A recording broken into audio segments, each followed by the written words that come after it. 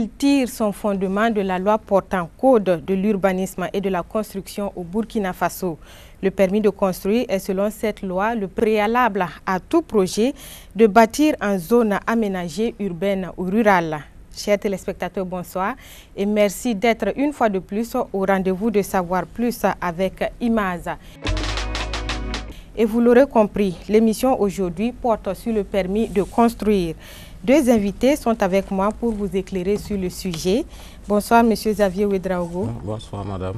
Monsieur Ouedraogo est le président du CEFAC, le Centre de facilitation des actes de construire. Le deuxième invité est un habitué de cette émission. Il s'agit de Monsieur Abdoul Wahab Koné, contrôleur général de la société immobilière Imaza. Bonsoir, Monsieur Koné. Bonsoir, madame. Que savez-vous du permis de construire? La question a été posée dans les rues de la ville de Sia.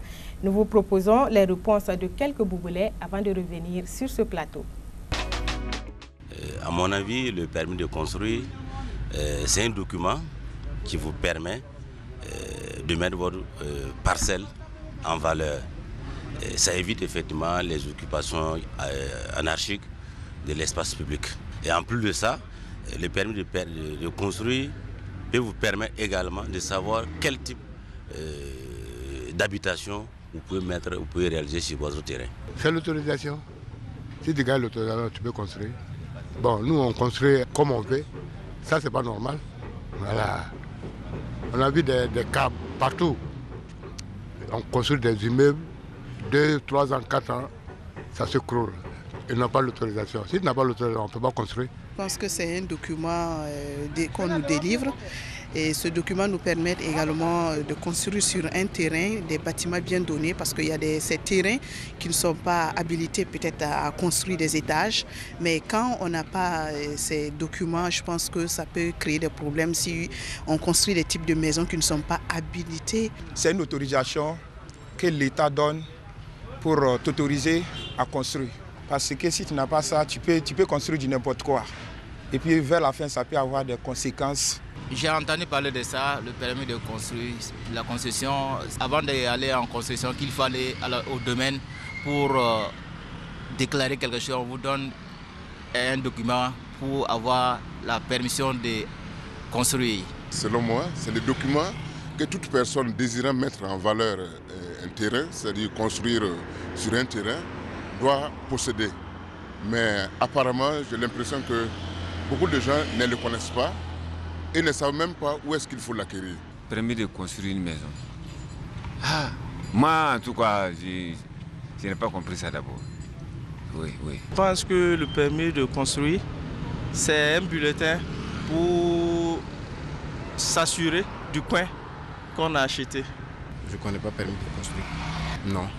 Je n'ai jamais entendu, ce n'est pas aujourd'hui. On doit chercher un permis de construire avant de construire ta maison.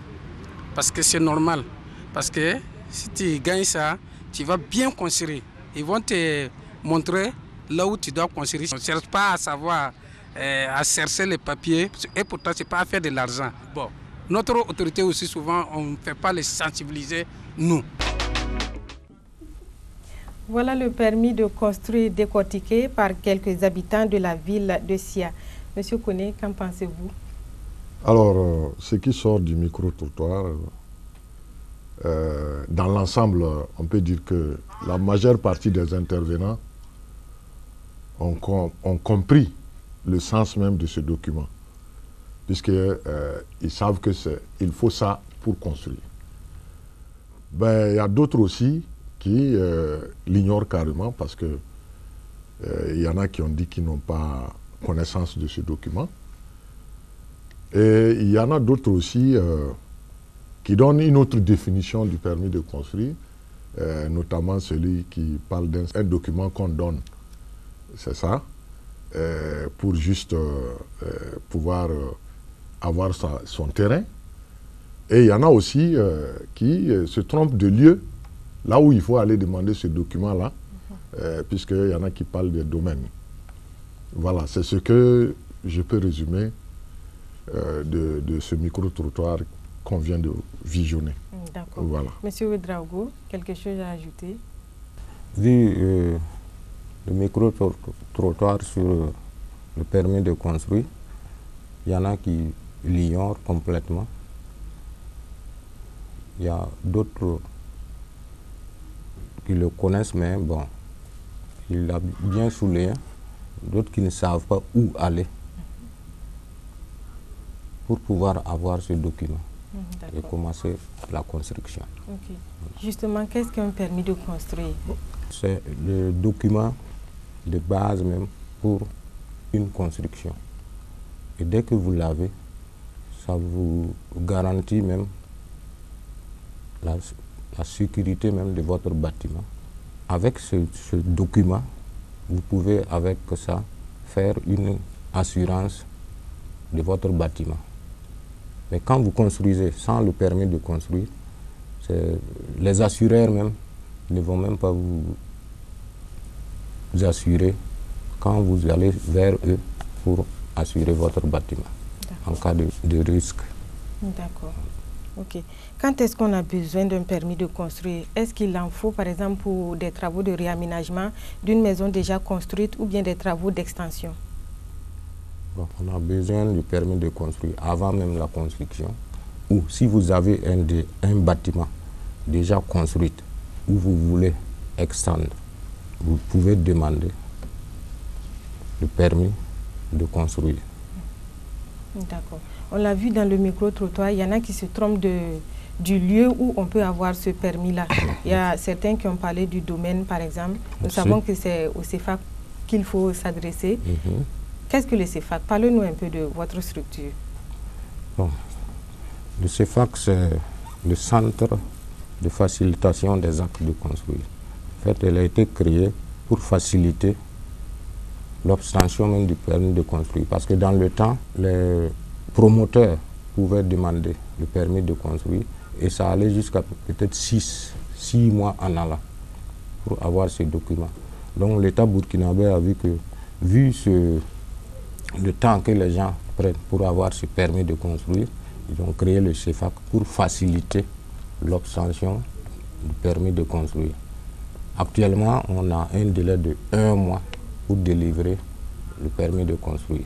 Quand le promoteur va au CEFAC avec son dossier en 4 exemplaires au complet, il envoie un exemplaire au niveau des sapeurs-pompiers, au niveau de l'urbanisme, au niveau de la mairie et au niveau des impôts.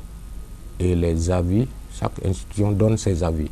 Avec ces avis maintenant, le comité tient une session et si tous les avis sont favorables, on monte le permis de construire à la signature de M. le maire. Donc les structures impliquées, c'est celles que vous avez notamment citées, les sapeurs-pompiers, l'urbanisme, le domaine.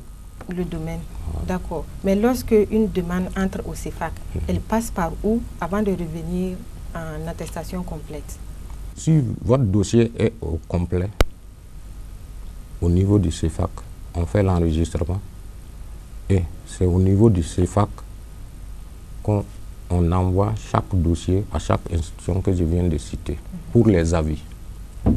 Et au retour, si les avis sont favorables, comme je l'ai dit, et on a un registre pour le permis qu'on remplit à la signature de M. le maire. S'il y a un avis défavorable dans une des institutions, on appelle le promoteur pour le faire corriger quelque part avant de donner l'avis favorable. Monsieur Kony, combien de catégories de permis a-t-on au Burkina Faso? Il y a 3 types de permis de construire.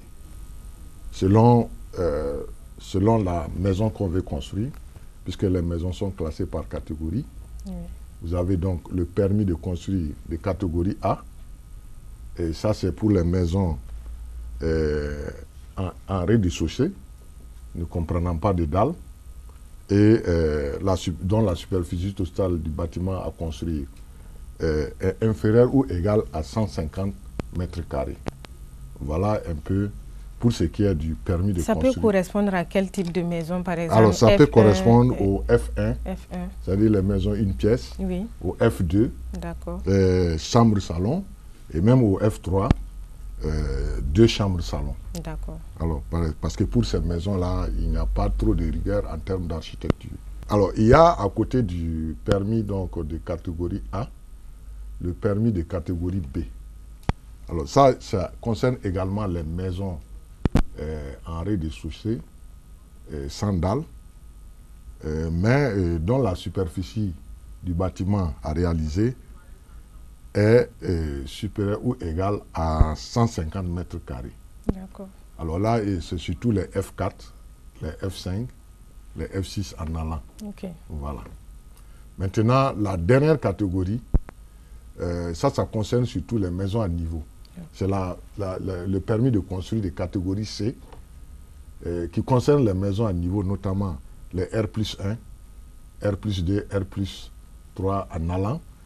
Ça concerne également les magasins de stockage, les stations d'essence, les salles de cinéma, les structures sanitaires, etc. Tout ce qui est un peu spécialisé, c'est surtout le permis C qui est demandé.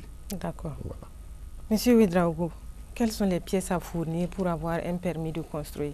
La catégorie A, on a A, B comme C. On a la photocopie légalisée du CNIB, les plans, coupes et façades de ce que vous voulez construire.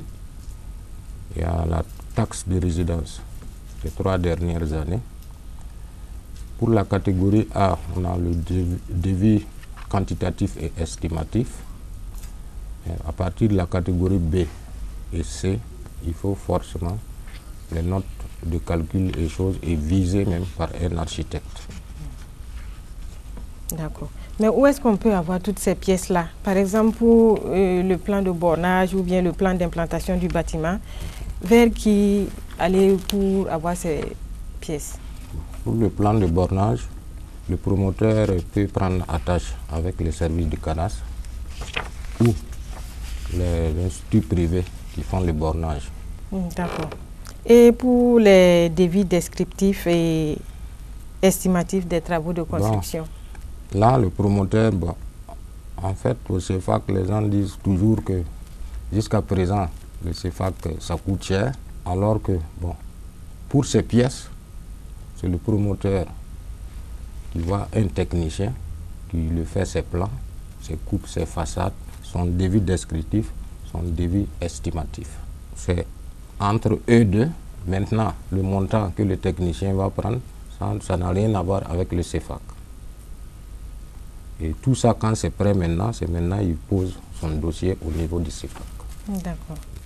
Monsieur Koné, peut-on avoir la différence entre le devis descriptif et le devis estimatif des travaux de construction? Oui. Alors, le devis descriptif, comme son nom l'indique, c'est un document technique qui décrit un peu comment le bâtiment sera présenté, notamment les chambres, les couloirs et tout. Donc, c'est comme un plan. Le devis descriptif donne les différentes parties du bâtiment. Alors que le devis estimatif concerne les coûts des réalisations. Donc, le devis estimatif est beaucoup plus chiffré. Et ça donne, en fait, c'est comme la facture pro forma du bâtiment, hein, si on peut le dire ainsi. Donc, c'est ça la différence. D'accord. Voilà. En plus de ces pièces, est-ce qu'il y a des conditions particulières à remplir au Burkina Faso pour avoir le permis de construire? Alors, les conditions particulières, c'est surtout par rapport au permis de catégorie C, hein, où la loi est assez rigoureuse là-dessus. Tantôt, M. Ouedraogo disait qu'il faut les notes de calcul. On va jusqu'à demander même les études pédologiques du sol et du sous-sol, parce que c'est pour éviter que les bâtiments s'effondrent. Si c'est à niveau, quand ça s'effondre, ça fait plus de dégâts. Donc, c'est surtout par rapport à la catégorie C, le permis de catégorie C, que la loi burkinabé est plus rigoureuse. Bon, je ne dis pas qu'elle n'est pas rigoureuse pour les autres catégories, mais la rigueur est plus poussée en ce qui concerne le permis C. Quand vous regardez même le nombre de documents qu'il faut, eh bien, pour le permis de catégorie C, ça peut aller jusqu'à 20 documents. Hein. Ouais, si on les compte, ça peut aller jusqu'à 20 documents. Okay. Bon, pour la catégorie B, c'est souvent 15 ou 16 documents. La catégorie A, c'est 12 documents. Bon, ça dépend de comment on compte les documents aussi. D'accord, d'accord. Voilà. Ok. Lorsqu'on a un permis de construire, est-ce à vie ou bien il y a un délai de validité? Alors, cela nous renvoie à la notion de délai de validité du permis de construire. Et ce délai-là a été donné donc par le décret 2008 qui prévoit 5 ans comme délai de validité d'un permis de construire. Ça veut dire qu'une fois que vous obtenez le permis de construire, vous avez 5 ans pour réaliser votre bâtiment. Ça veut dire que vous avez 5 ans où le permis de construire est valable. Maintenant, au bout de ces 5 ans, si vous n'avez pas fini, il y a ce qu'on appelle la possibilité de demander la prolongation. Et ça aussi, c'est une possibilité qui peut être donnée. La prolongation peut être donnée pour que vous puissiez finir votre bâtiment. Sinon, le délai, c'est 5 ans. Maintenant, lorsque vous faites votre demande, vous déposez votre demande, le temps que ça doit prendre, parce qu'il y a des instructions à faire et tout, alors, la loi impose, en tout cas à l'administration, de vous répondre dans les 2 mois après le dépôt de votre dossier. Normalement, on doit vous donner une réponse en 2 mois. Parce que si l'administration aussi ne réagit pas, on considère que qui ne dit rien consent. Ça veut dire qu'en ce moment, vous avez l'autorisation tacite, enfin le permis de construire tacite. Mais il ne faut pas vous contenter de ça. Hein. C'est même si l'administration n'a pas réagi, il faut demander en tout cas une attestation ou un certificat qui atteste que vous pouvez commencer vos travaux. D'accord. Voilà. Voilà. La prolongation peut durer combien de temps? Ou bien c'est laissé à l'appréciation du demandeur? C'est pour une durée d'un an, hein, d'un an renouvelable. Bon, ben maintenant, une fois que la prolongation est faite, si jusque-là, vous ne réalisez pas votre bâtiment, ça peut... parce qu'en ce moment, vous avez 6 mois pour réaliser votre bâtiment. Enfin, pour commencer les travaux. Voilà. Pas pour réaliser, mais pour commencer les travaux. Et si au-delà de l'année qui vous est donnée... Si le temps qui vous est imparti n'est pas pu réaliser, le permis est périmé, il faudra en demander encore un autre. C'est-à-dire reprendre la procédure à 0. D'accord. Voilà. Ok. Monsieur Ouédraogo, est-ce qu'il arrive que pour une raison ou une autre, le permis soit annulé? Il arrive parce qu'on a eu déjà un cas comme ça à notre niveau où le promoteur a demandé F3 et en visite sur le site là-bas, on est allé trouver qu'en fait, il faisait des salles de classe. F3, c'est-à-dire permis catégorie A. Voilà, l'habitation. Habitation, d'accord. Voilà. Et on est allé sur le terrain trouver que c'était des salles de classe. Donc on a annulé le permis de construire. D'accord. Comment se fait le contrôle sur le terrain? Vous dites que vous êtes allé sur le terrain, vous vous êtes rendu compte que c'était des salles de classe. Voilà. Comment est-ce que vous faites? Bon.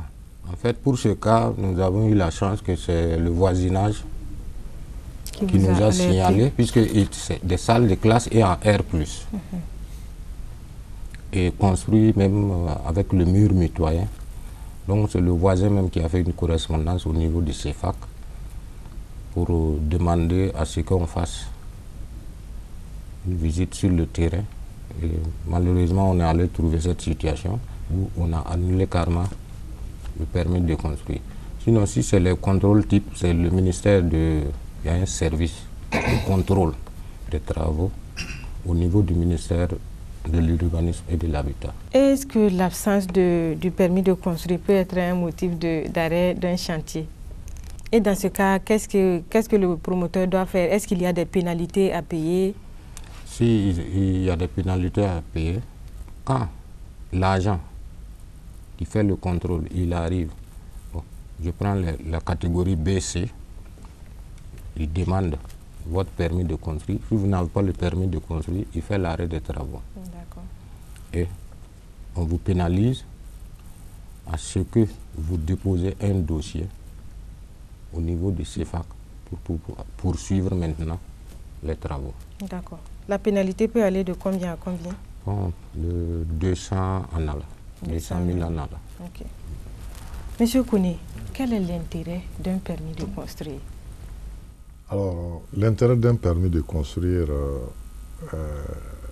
est multiple. Parce que, d'abord, pour celui qui bénéficie du permis de construire, ça le met dans une situation de légalité et d'assurance. Et ça lui ouvre notamment, comme l'a dit M. Ouedraogo au début de l'émission, ça lui ouvre la possibilité d'assurer son bâtiment également. Ça permet à l'État de mieux suivre le domaine donc, de l'immobilier. Tantôt, pour produire même les statistiques, si les gens ne signalent pas leur chantier, si les gens ne signalent pas le type de maison qu'ils construisent, l'État ne peut pas être à même d'être au courant de tous ces aspects. Maintenant, pour ce qui est des tiers également, ça les permet de réagir. Parce que si on autorise la construction de certaines infrastructures qui dérangent le voisinage, alors les voisins, les tiers peuvent réagir, notamment en s'adressant aux structures compétentes, notamment aux maires et aux services techniques, pour mettre un frein à la construction. Donc pour obtenir l'annulation, ça peut aller même devant le tribunal, hein, pour obtenir l'annulation du permis de construire qui a été octroyé. Voilà. Donc ça permet une surveillance sur tous les plans. Voilà. Ok. Monsieur Ouedraogo, est-ce qu'on peut dire que le permis de construire est une garantie à une construction de qualité dans un pays donné? En fait, après le permis de construire, si vous terminez votre construction, la garantie c'est quoi? En fait, après votre construction, vous pouvez faire la demande de certificat de conformité où le comité CEFAC se déplace sur le lieu pour voir ce que vous avez demandé à construire, si vous avez effectivement respecté. Là, on vous délivre le certificat de conformité pour dire que vous avez effectivement exécuté vos travaux conformément à ce que vous avez demandé. On a des situations que souvent on demande le certificat de conformité où on peut trouver que bon, les mesures sécuritaires incendie n'est pas respectées et autres domaines ne sont pas respectés. Donc on demande à la personne de se mettre en règle avant même d'avoir ce certificat de conformité. Mais est-ce que de façon générale, les Burkinabés adhèrent à cela? On peut avoir quelques chiffres par mois, vous pouvez délivrer combien de permis de construire? Bon, ça allait vraiment au compte-gouttes. Mais depuis que le ministère a installé le service de contrôle, l'année 2017, 18 comme 19, vraiment, les dossiers ne font que défiler. Cette année et l'année passée, en 2019 par exemple, de 50 à 60 dossiers, on est arrivé jusqu'à 105 dossiers en 2019. En 2019. Ok. Monsieur Kone, certains estiment que le permis de construire est trop coûteux pour le Burkinabé moyen. Oui. Parce que pour le permis A, par exemple, si on a besoin de 12 pièces, c'est ça. À chaque pièce, souvent, il faut s'adresser à une tierce personne. Oui. Et c'est coûteux. Oui. Voilà. Qu'est-ce que vous en pensez? Alors, il faut dire que depuis la mise en place du CEFAC, le coût d'obtention de ces documents-là a sensiblement baissé. Par exemple, pour le permis de construire de catégorie A, le coût est d'environ 45 000. 45 000 francs CFA. Et pour le permis de construire de catégorie B, là le coût a été réduit pratiquement. Puisque avant le permis de catégorie A, le coût était à 886 500. Ce qui a été réduit à 45 500. Alors, pour ce qui est du permis de catégorie B, le coût était de 968 500. Avec la nouvelle mesure, c'est revenu à 387 500. Alors, pour ce qui est du permis C, qui est la grande catégorie, le coût était de 1 316 500. C'est revenu à 708 500. Bon, c'est vrai que les gens vont toujours trouver que c'est cher. Par exemple, pour le permis de catégorie A, Les gens vont dire 45 500, c'est beaucoup. Bon, pourtant, c'est vrai, ça dépend de là où on se situe. Hein. Mais je pense que ce n'est pas trop demandé, 45 500 pour les documents. Pour quelqu'un qui est en train de construire et qui est en train de débourser des millions, bon, on lui demande seulement 45 500 pour avoir au moins ce document central-là qu'elle le permet de construire. Maintenant, pour la catégorie B et C, le débat est toujours ouvert pour en tout cas obtenir la réduction du coût. D'accord. Voilà. Monsieur Ouédraogo, un appel à l'endroit des citoyens. On appelle les citoyens à bien vouloir, avant les constructions, faire une approche au niveau du CEFAC pour au moins obtenir le permis de construire avant de construire. Nous voilà donc au terme de ce numéro de Savoir Plus avec Imaz qui traitait aujourd'hui du permis de construire. L'émission revient le mois prochain avec un autre thème. D'ici là, n'hésitez pas à vous rendre auprès des services compétents pour mieux vous informer sur la question immobilière. Au revoir donc et à bientôt.